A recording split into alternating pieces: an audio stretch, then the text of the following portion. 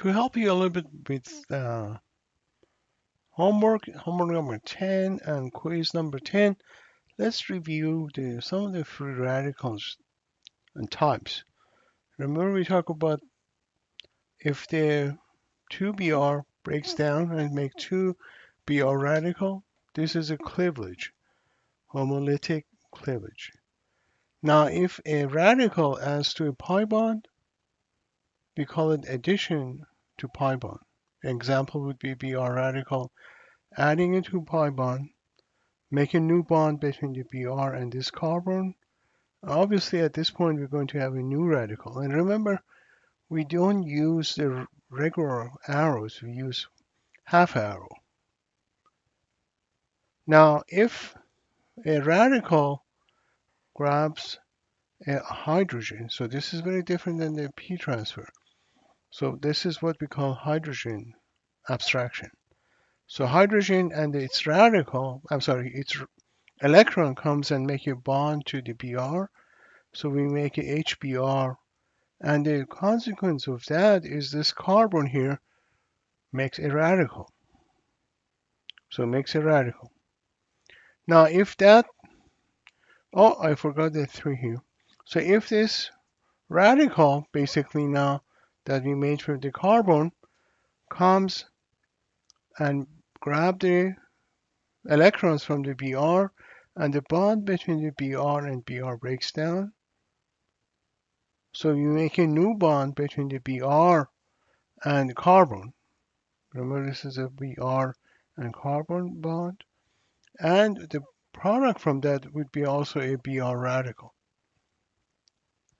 Now we have it obviously that the pi bond. So if the products that we have a radical and the bond between to a halogen like Br make a new pi bond and Br leaves as a Br radical, we call that elimination. Remember, this is the same thing we learned in E1 and E2. So elimination makes a pi bond, but here we have a Br radical.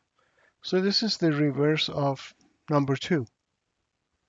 And reverse of number 1 is when the two Br react with each other, make a new bond.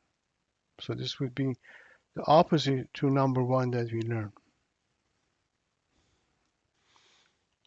We also learned that a tertiary radical is a lot more stable than a secondary radical and a lot more stable than the primary radical.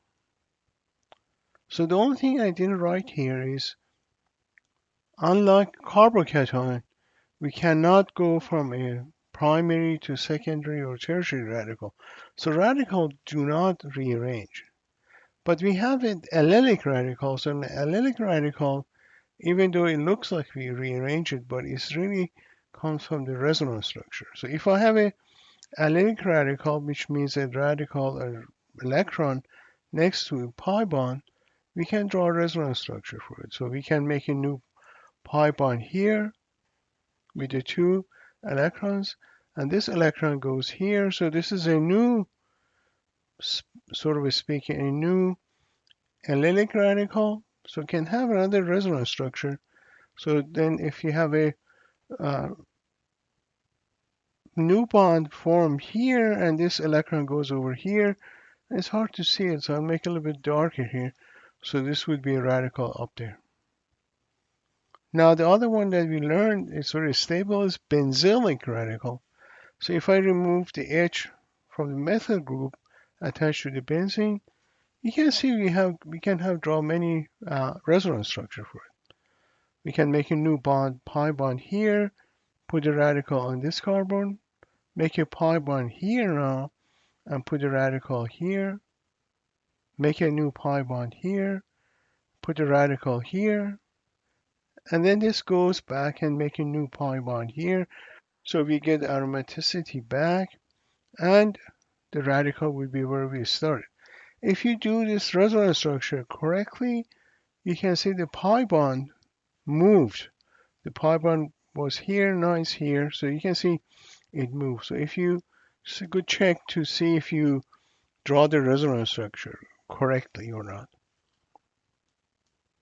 So the next thing we'd like to talk about is when we do a free radical reactions, and if you use a lot more chlorine than the substrate, so how many different monochloro compound can we get? Now, if you have a methane, all the four hydrogen are the same. So basically, you get only one monochloro. Now let's look at the propane. Even though it's a very simple molecule, we have 6 hydrogen that are the same. And these 2 hydrogen are the same. And they make different monochloro compound. So if I replace one of the H's in circle, you get this compound. If I replace one of the triangle H's, I get this compound. So, but these 2 compounds are different. So we make 2 different monochloro compounds from propane gas. So I like to talk about RNS, and this either through radical bromination, chlorination, or using NBS. We have to remember if the free radical, so if let's say we remove this H, make a radical here, so this radical can be reacted with Br radical.